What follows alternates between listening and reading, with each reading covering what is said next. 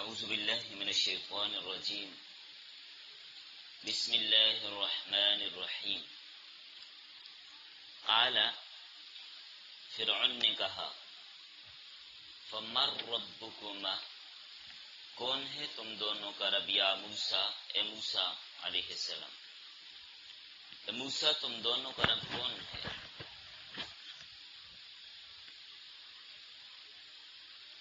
قال، حضرت موسیٰ علیہ السلام نے فرمایا ربنا الذی، ہمارا رب وہ ہے اعطا کل شیء، جس نے ہر چیز کو دی ہے، خلقہ، اس کی خلقت،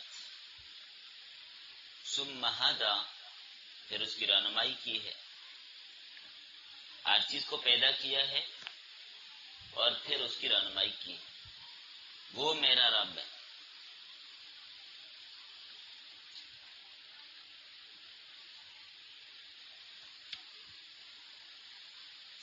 قال، فرعون نے کہا فما بال القرون الاولی، کیا حال ہے ان لوگوں کا جو پہلے گزرے.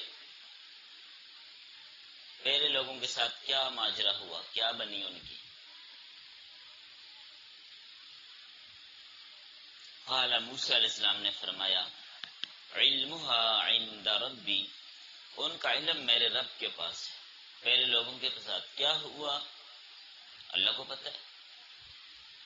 فی کتاب، محفوظ کتاب میں، لا یضل ربی، نہیں بہکتا میرا رب، ولا ینسا، اور نہ ہی بھولتا ہے. الذی، اللہ وہ ہے، جعل لکم الارض، جس نے بنائی تمہارے لیے زمین. تو ہم سے پوچھتا ہے کہ تم دونوں کا رب کون ہے، تو سن، دلائل سن اس پہ. ہمارا رب وہ ہے جس نے زمین بنائی. مہدا، بچھونا، وسلک لکم، اور چلائے اس نے تمہارے لیے، فیہا، اس زمین میں، سبلن، راستے. وانزل، اور نازل کیا اس نے، من السماء، آسمان کی طرف سے، ماء، پانی. فاخرجنا به، پس نکالے ہم نے اس پانی کے ذریعے، ازواجا من نبات، قسم قسم کے جوڑے سبزیوں کے، شتا، مختلف طرح کے. کلو، کھاؤ، ورعو، اور چراؤ، انعامکم، اپنے جانوروں کو، اپنے مویشیوں کو بھی چراؤ، خود بھی کھاؤ. ان فی ذالک، بے شک اس میں، لآیات، کئی نشانیاں ہیں، لی اولی النہی، عقل مندوں کے لیے، جن کے اندر عقل موجود ہے ان کے لیے اس میں کئی ساری نشانیاں ہیں. منہا خلقناکم، اسی زمین سے ہم نے تمہیں پیدا کیا ہے. وفیہا نعیدکم، اور اسی میں تمہیں لوٹائیں گے. ومنہا نخرجکم، اور اسی زمین سے ہم تمہیں نکالیں گے. تارۃ اخری، دوسری بار، دوبارہ جب ہم نکالیں گے تو اسی زمین سے نکالیں گے. چلیں بس. تو یہ سورہ طٰہٰ کا 5واں درس ہے. سبق عنوان ہے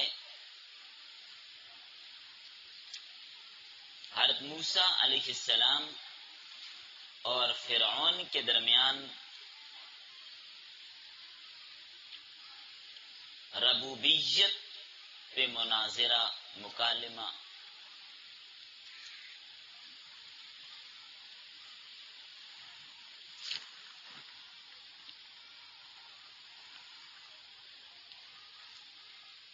ربط، تسلسل کے ساتھ کئی دروس سے حضرت موسیٰ علیہ السلام کا ذکر چل رہا ہے پچھلی آیات میں آپ نے پڑھا تھا کہ اللہ تعالیٰ نے موسیٰ علیہ السلام کو فرعون کے پاس بھیجا اور ہارون علیہ السلام دونوں کو کہ جا کر اس کو دعوت دیں، نیکی کی طرف بلائیں، ایمان کی طرف بلائیں، وحدانیت کے دلائل سنائیں۔ تو ابھی اس کا تذکرہ کیا جا رہا ہے کہ جب حضرت موسیٰ اور ہارون علیہ السلام فرعون کے پاس پہنچے تو فرعون نے ان سے بحث کی، مکالمہ شروع ہوا، تو کہنے لگا تمہارا رب کون ہے؟ جس رب کی طرف تم دعوت دے رہے ہو کون ہے وہ؟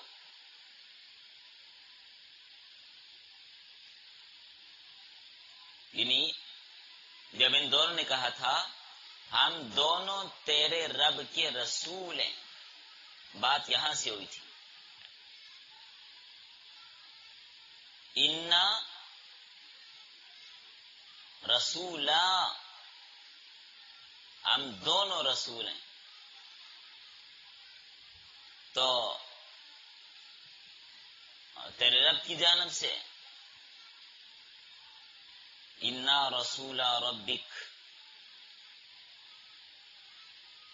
فرعون نے آگے سے کہا فمن ربکما یا موسیٰ، اے موسیٰ آپ کا رب کون ہے؟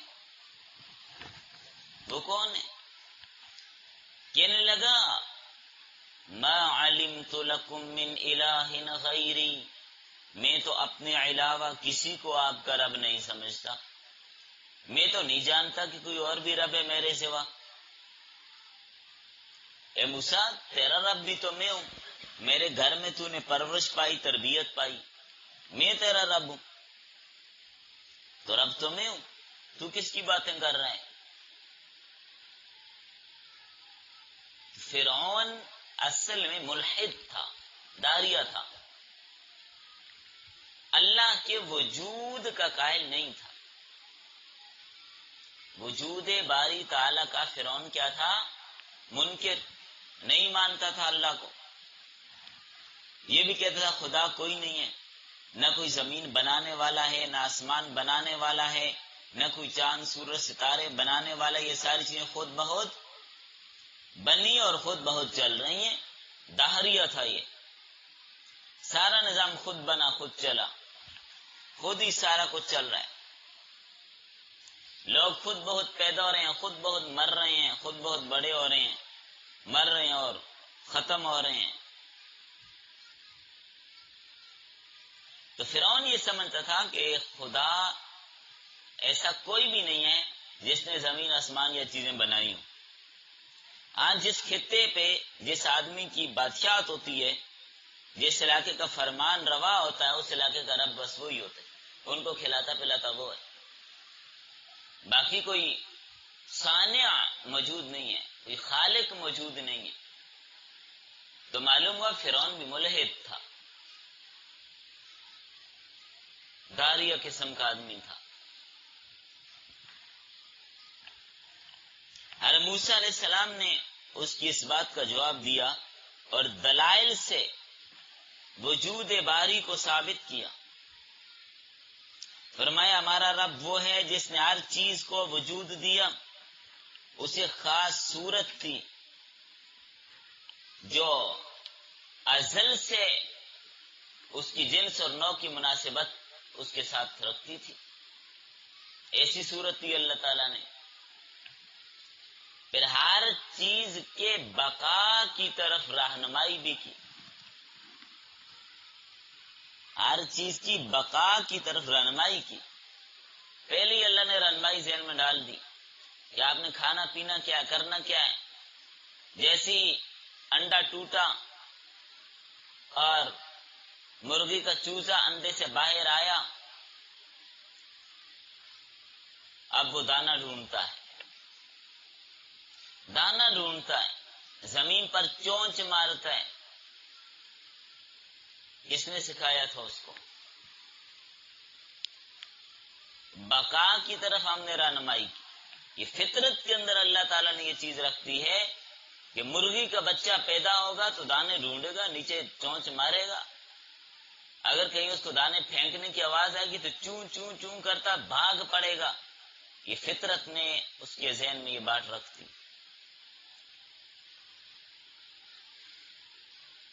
جانور جنگلوں میں پیدا ہوتے ہیں، جنگلوں میں بڑھتے ہیں، جنگلوں میں مرتے ہیں. کس نے ان جانوروں کو سمجھا دیا کہ پیدا ہونے کے بعد یہ والا درخت کھانا اور یہ نہ کھانا، یہ والی گھاس کھانا اور یہ نہ کھانا؟ جانور بھی وہی گھاس چرتے ہیں، وہی گھاس کھاتے ہیں جو ان کے لیے مفید ہے. جو مضر ہے وہ بھی نہیں کھاتے. پھر یہ جانور جنگلوں میں بیمار بھی ہوتے ہیں، ان کو مسائل بھی پیدا ہوتے ہیں.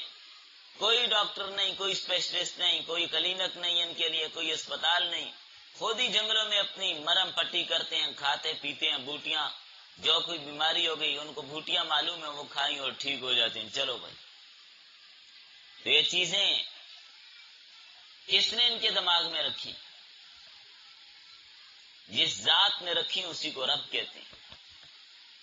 انسان کا بچہ جب پیدا ہوتا ہے تو پیدا ہونے کے بعد وہ بھی دودھ ڈھونڈتا ہے. یہ کس نے سکھایا اس کو؟ یہ جس ذات نے سکھایا اسی کو تو رب کہتے ہیں، اسی کو خدا کہتے ہیں.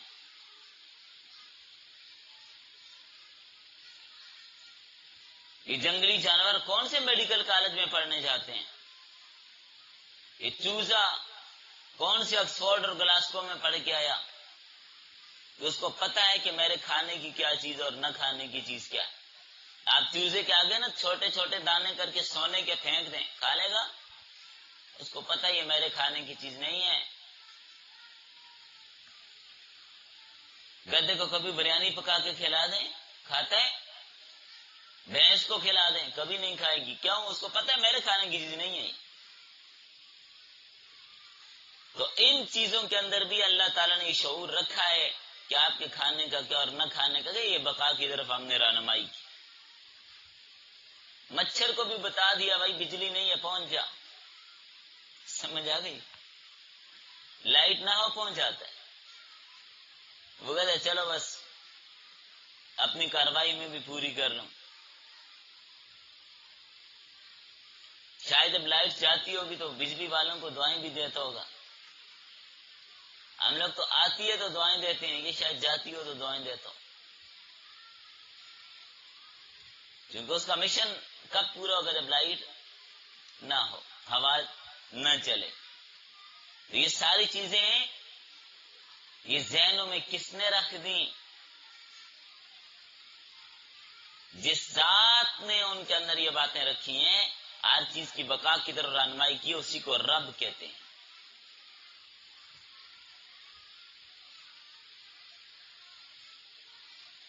تو جب موسیٰ علیہ السلام نے یہ جواب دیا، فرعون ہکا بکا رہ گیا، حیران ہو گیا، مبہوت ہو گیا. اب جواب نہ دے سکا کہ میں آگے سے کیا کہوں. اب سمجھتا تھا کہ اگر میں خاموش رہا، جواب نہیں دوں گا، تو میری کابینہ کے لوگ، میرے وزیر، میری عوام سب موسیٰ علیہ السلام کی تصدیق کریں گے اور سمجھ جائیں گے کہ یہ بندہ ٹھیک ہے، اس کی دعوت، اس کا مشن، اس کا نظریہ، اس کا موقف بالکل ٹھیک ہے، اس کی بات مانو. تو اس لیے اور کچھ نہ بن پڑا، تو ڈوبتے کو تنکے کا سہارا چاہیے. فرعون نے موضوع بدل دیا. یہ ویسے پرانی عادت ہے، جب میدان مناظرہ میں فریق ثانی پھنسنے لگتا ہے موضوع بدل دیتا ہے. تو کامیاب مناظر کی شان ہوتی ہے کہ وہ اپنے فریق کو موضوع بدلنے نہیں دیتا. بھائی اسی پر رہو، اسی پہ بات کرو. ہاں آپ اس سے شکست لکھ دو کہ اس میں ہار مان رہا ہوں، پھر دوسرے پر بات کر لیتے ہیں، ورنہ بھی اسی پر رہو آپ.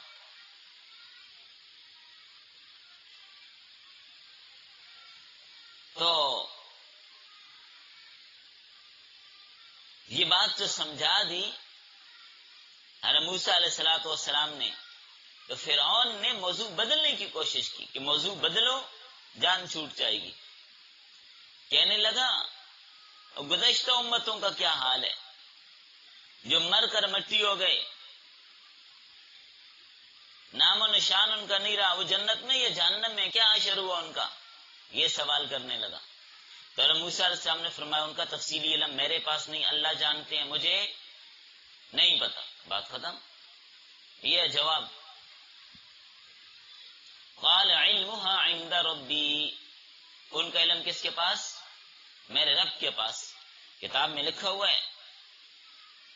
کون سی کتاب؟ دو قول ہیں. یا تو کتاب سے مراد نامہ اعمال ہے کہ جو بندہ جو کچھ کرتا ہے نامہ اعمال میں وہ سارا لکھا جاتا ہے، اور یا تو پھر نامہ یہ کتاب سے مراد لوح محفوظ ہے کہ سارا کچھ لوح محفوظ کے اندر محفوظ ہے، لکھا ہوا ہے. تو قیامت کے دن ہر ایک کے لیے علادگی کے ساتھ اس کو طلب کیا جائے گا اور اس کی حاضری ہوگی،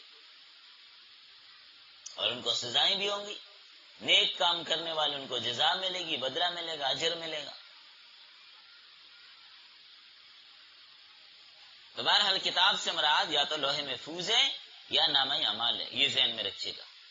باقی حضرت موسیٰ علیہ السلام نے واضح کر دیا کہ میں علم غیب نہیں جانتا، مجھے کیا پتہ پہلے لوگوں کا کیا ہوا، بھائی وہ مجھ سے پہلے گزرے ہیں. میں نے تمہیں تفصیل بتا دی، ان کا علم اللہ کے پاس ہے، اللہ تعالیٰ جانتے ہیں. اور اللہ تعالیٰ کے لیے لازمی اور ضروری ہے کہ ذرے ذرے اور قطرے قطرے کا علم رکھے جانے. نبی کے لیے یہ بات ضروری نہیں ہے. نبی شریعت کا عالم ہوتا ہے، شریعت کا معلم و تعلیم دینے والا ہوتا ہے، تو اس کو وہ علم دیا جاتا ہے جو شریعت کا علم ہوتا ہے. اس کو شریعت کا علم دیا جاتا ہے، علم غیب کے ساتھ اس کا کیا تعلق؟ نبوت پیغام رسائی کا نام ہے، علم غیب کا نام نہیں ہے. کچھ لوگوں کو یہاں پر غلطیاں لگی ہیں. وہ کہتے ہیں نبی کے لیے عالم الغیب ہونا ضروری ہے، جھوٹ بولتے ہیں. یہ عالم الغیب ذات صرف کس کی؟ اللہ کی. یہ اللہ کی صفت ہے، اس کے علاوہ کسی اور میں نہیں. علم غیب صرف اللہ جانتے ہیں، باقی کوئی بھی نہیں جانتا، کسی کو کوئی پتہ نہیں ہے. غیب کا علم اللہ جانتا ہے. کشف اور چیز ہوتی ہے، کرامات اور چیز ہوتی ہیں، معجزات اور چیز ہوتی ہیں، اس کو غیب کا علم نہیں کہتے. غیب تو کہتے ہیں خود بہت بلا دیکھے بلا سنے، خود بہت ایک بات بتا دے، یہ ہے غیب. لیکن غیب کا علم اللہ کے علاوہ کوئی بھی نہیں جانتا.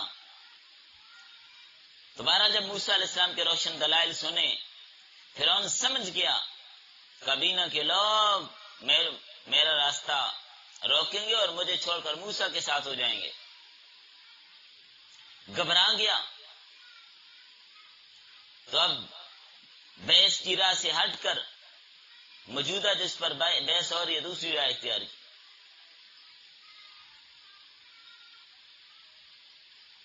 ہاں اگر وہ یہ ویسے کہتا چلیں بھائی دلائل سے اس موضوع پہ بات کرتے ہیں الگ بات تھی، لیکن اس نے واقعہ یوں شروع کیا کہ چلو کوئی موسیٰ علیہ السلام قصہ سنائے، لوگ بھی سنے اور محظوظ ہوں، بات ہی دائیں بائیں ہو جائے. قصہ پوچھ رہا ہے، پہلے لوگوں کا کیا ہوا؟ فرمایا میرے رب کو ان کا علم ہے ان کے ساتھ کیا ہوا کیا نہیں ہوا، اس لیے کہ اللہ غلطی سے پاک، نہ بھولتا ہے نہ غلطی کرتا ہے. لا یضل ربی ولا ینسا.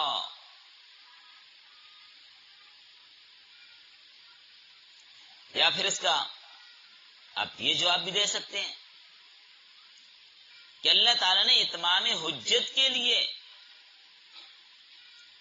انبیاء کرام کو بھیجا، اور انبیاء کرام قوم کے حالات دیکھ کر، احوال دیکھ کر، ان کی کیفیات دیکھ کر بس صبر کرتے ہیں اس پہ. تو ایک جواب اس کا یہ دیا جاتا ہے کہ گزشتہ قوموں کے بارے میں جو سوال پوچھا، تو ٹھیک ہے گزشتہ قوموں کے حالات کدھر ملتے ہیں حضرت موسیٰ کو؟ تورات میں. جیسے آپ قرآن کریم میں پڑھ رہے ہیں یہ موسیٰ علیہ السلام کا واقعہ، تو تورات میں ملتے، اور اس وقت ابھی تورات نازل نہیں ہوئی تھی. تورات تو نازل ہوئی ہے فرعون کے غرق ہونے کے بعد، مرنے کے بعد، ہلاک ہونے کے بعد. اس وقت تک ابھی تورات نازل نہیں ہوئی تھی. آگے اس بات الوہیت کے دلائل حضرت موسیٰ علیہ السلام پیش فرما رہے ہیں.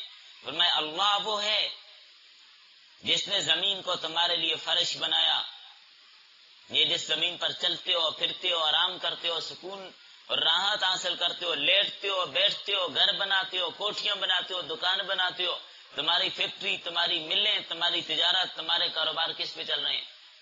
اسی زمین پہ نہیں چل رہے؟ کہاں چل رہے ہیں؟ اسی پہ ہیں۔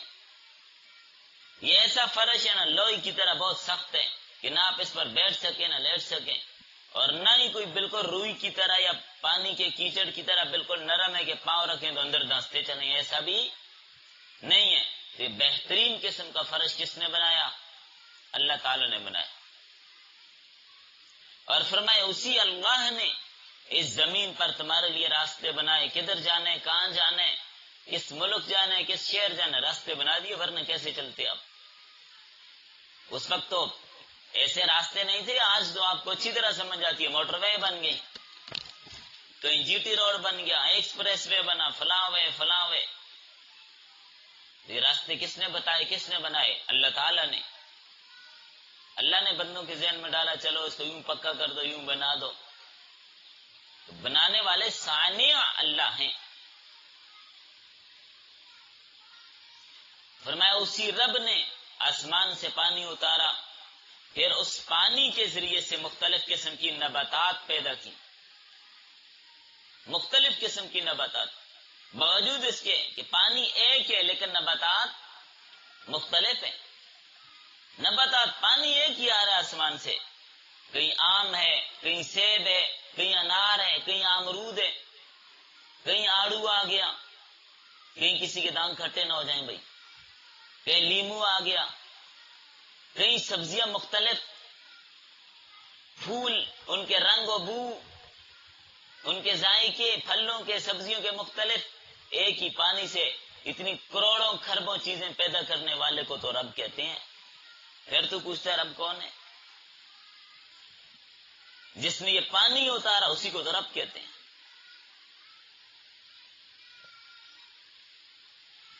یہ سب اس کے وجود کی نشانی ہے۔ فرعون خدائی کا دعویٰ کرتا تھا، تو حضرت موسیٰ علیہ السلام گویا کہ زبان حال سے اس مکالمے کے دوران فرعون کو یوں چت کرتے ہیں اور اس سے کہنا چاہتے ہیں، اے فرعون تو خدائی کا دعویٰ کرتے، تو کہتا رب میں بتا تو نے کیا پیدا کیا؟ یہ زمین تو نے بنائی، یہ آسمان تو نے بنایا، یہ چاند سورج ستارے تو نے بنائے، یہ نہریں اور باغات اور دریا اور سمندر یہ تو نے بنائے؟ تو کہتا ہے میں رب ہوں، تو سارا کچھ رب نے بنایا، تیرے پاس کیا ہے؟ ایک مکھی بھی بنائی، ایک مچھر بھی بنا سکتا ہے؟ کہتا ہے میں رب ہوں۔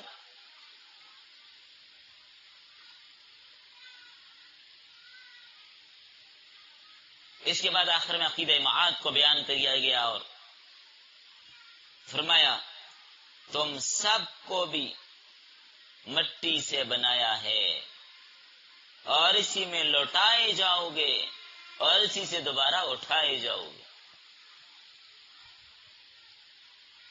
حضرت آدم کو کس سے پیدا کیا؟ یہ تم سب کو مٹی سے بنایا، آپ کہتے ہیں ہم تو مٹی سے نہیں بنے ہوئے، آپ نے جسم سے ایک مٹھی مٹی نکل جاتی ہے۔ اللہ نے انسان اول حضرت آدم علیہ السلام کو مٹی سے بنایا، اسی گارے سے بنایا، اور پھر ان میں روح پھونکی۔ اب قیامت تک آنے والے سارے انسان کس کی اولاد میں؟ آدم علیہ السلام کی اولاد میں۔ حضرت آدم کو مٹی سے بنایا، آپ تم آگے مٹی سے چلے آ رہے ہو۔ ایک نمبر دو بعض حضرات یہ فرماتے ہیں کہ ہر انسان کو مٹی سے بنایا ہے، ایک تو کہ حضرت آدم کی اولاد ہے، نمبر دو ہر انسان کو مٹی سے بنایا ہے، ہر انسان کو پیدا کیا نطفے سے، نطفہ پیدا ہوا غذا سے، غذا آئی مٹی سے، تو مٹی سے پیدا کیا اور دوبارہ بھی مٹی میں جائے گا۔ اب یہاں پر کوئی ملحد اٹھ کے اعتراض کرے کہ بھائی سکھ لوگ اور فلاں قومیں تو اپنے مردے کو جلا دیتی ہیں، تو مٹی میں تو نہ گیا، وہ تو جل گیا، آگ میں چلا گیا، اور آپ کہتے ہو مٹی میں جانے، منہا خلقناکم وفیہا نعیدکم، یہ دوبارہ ہم اسی مٹی میں لوٹائیں گے۔ جو بندہ جل گیا وہ تو آگ میں لوٹا، مٹی میں تو ہم کہتے ہیں بابا جب وہ جلا تو اس کی راکھ کہاں گئی؟ مٹی میں نہیں ملی، اڑ کے کوئی کہاں چلی گئی، کوئی کہاں گئی تو مٹی میں، تو مٹی میں اللہ نے دوبارہ ملا دیا اس کو۔ کیونکہ کسی کو جانور کھا جائے تو جانور کے پیٹ میں چلا گیا، وہ تو مٹی میں نہیں گیا نا۔ ان کا سن، جب وہ جانور مرے گا تو اس کے ساتھ یہ بھی مٹی میں جائے گا، جانور نے بھی تو مرنا ہے نا، کون سا اس میں ہمیشہ زندہ رہنے بھائی؟ تو جانا سب نے کدھر ہے؟ مٹی میں، کیونکہ پیدا اسی سے کیا، لے بھی اللہ اسی میں واپس جائے گا۔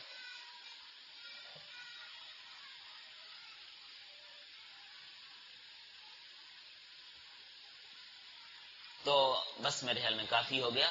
تو یہ ہے آج کا سبق، اور آخر میں یہ بات فرمائی، یہ بات بھی فرمائی ان فی ذلک لآیات لأولی النہی، اس میں نشانیاں، عقل مندیاں کس کے لیے ہیں؟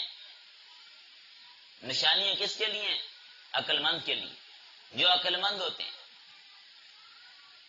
یہ ہماری بات میں نے پہلے بھی بتائی تھی، عقل مندی کو سمجھیے، عقل کا معنی بھی روکنے والی چیز، عقل کا معنی روکنے والی چیز۔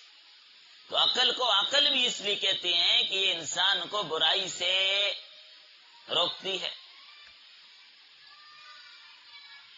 عقال، رسی کیوں کہتے ہیں؟ اس لیے کہ ساری چیز اس کے اندر باندھ دی جاتی، بکھری نہیں ہوتی۔ تو قرآن نے جا بجا کہا افلا تعقلون، افلا یعقلون۔ اور قیامت کے دن اب سورۃ الملک میں آپ لوگ پڑھتے ہیں لو کننا نسمع او نعقل ما کننا فی اصحاب السعیر، اگر ہم سن لیتے بات نبیوں کی، نبیوں کے وارثوں کی بات سن لیتے، ہم عقل سے کام لیتے تو آج دوزخ والوں میں سے نہ ہوتے۔ یہ کون کہے گا؟ کافر لوگ۔ لو کننا نسمع، ہم اگر مان لیتے، او ناقل، یا اپنے اندر عقل ہوتی، اجتہاد کر لیتے تو ہم دوستیوں میں سے نہ ہوتے۔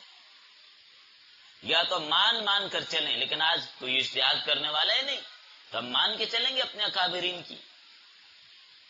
صحابہ نے نبی صلی اللہ علیہ وسلم کو دیکھا، تابعین نے صحابہ کو دیکھا، ایک دوسرے کی مان کر چلے آ رہے ہیں ابھی تک۔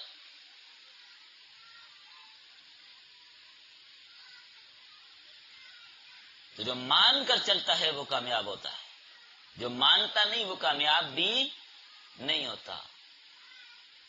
چلیں بس۔ یہ جو فرعون تھا، یاد رکھیے یہ فرعون نام نہیں تھا، مصر کے بادشاہ کا لقب ہوتا تھا فرعون۔ حضرت موسیٰ علیہ السلام کے زمانے میں جو فرعون تھا اس کا نام کیا تھا؟ ولید بن مصعب بن ریان۔ یوسف علیہ السلام کے زمانے میں جو فرعون تھا اس کا نام ریان تھا۔ بس